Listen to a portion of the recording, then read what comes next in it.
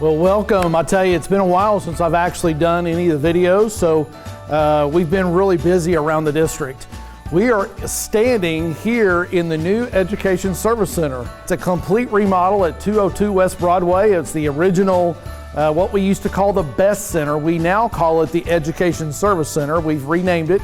We actually are having an open house January 28th, and we would love for you to come out and visit with us. We're going to be here from 3:30 all the way till 5 o'clock, and we'd love for the community to come out and really check out the place. It's really nice, it's been remodeled. It's been over 20 years that we've lived here in this facility, and we really want to do that. Many of you are kind of wanting a bond update, and so one of the things I wanted to first talk about is the land purchase. I know that we had talked a long time about really going across the Shawnee Bypass, buying the Staples building and all of those kind of pieces of property that were right next to that. There were 7 owners, and I will tell you, we actually did a contract with each one of those owners, and really we could only negotiate and actually come to agreement on 3 out of the 7. So we felt like that it was the right thing to do to really go to Plan B and think of different options.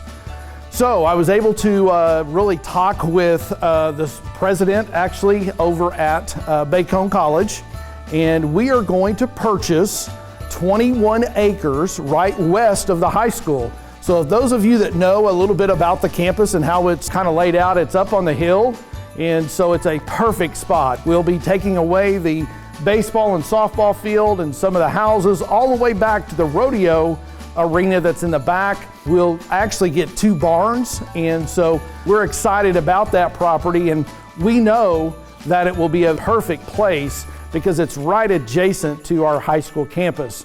One of the things that we talked about was the safety and security of kids going across or students going across the Shawnee Bypass, and so we felt like that this is actually a good purchase for us, and we'll keep our kids safe by really being on the same side of the streets. The best thing that I wanted to really talk about was kind of the other projects that we have going in the bond issue. Alice Robertson, you'll see demolition begin right after spring break. Don't forget that we will have bricks available, and so one of the things that we're trying to do is really take some of those pieces of AR and actually give people an opportunity to come back and either purchase or take some of that stuff. So we'll try to put that information out to the community and keep you informed.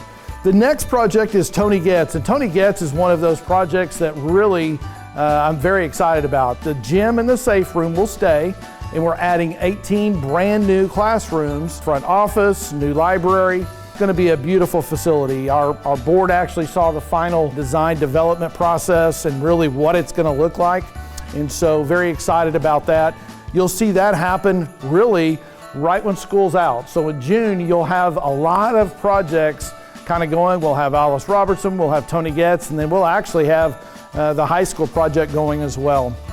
I wanted to talk about some of our student programs, and I tell you, this next program is one of those things that it's been going on for 20 plus years. Sadler Arts Academy does the Nutcracker every single year, and they do it different ways, and this year they're actually doing the jazz Nutcracker. So there's a lot of jazz music. They do a lot of not only ballet, but they do a lot of tap dancing and different types of waltz and different things like that. And I'll tell you, I had a chance this past Sunday to go, and I was just blown away at the talent of the students. 250 students participate. All of the Sadler Arts staff actually helps with this. They had 7 shows, and they are sold out. So watch out, Broadway. I mean, we may be as good.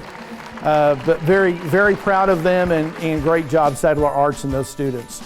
The last thing I want to talk about is really the Rougher Alternative Academy. They're doing a program called vocab.com, and they've really taken on to this and really are now competing at the state level. So really proud of them and what they're learning through that. The other thing that Alternative is doing right now is they actually are doing a lot of community service. You're going to see a little bit of their community service and what they're doing with the Gospel Rescue Mission. So really proud of those students and the things that the Rougher Alternative Academy is doing.